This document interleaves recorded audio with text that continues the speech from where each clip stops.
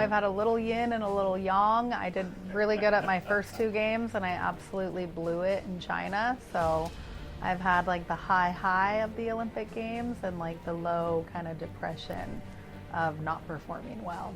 It was a hard one, yeah. I think just, yeah, I mean, the mental load for all the athletes, and 90% of the athletes don't do well, don't get a medal. So I hadn't been in that part in my first two experiences. You know, I was thriving and high on life and like full of so much like excitement.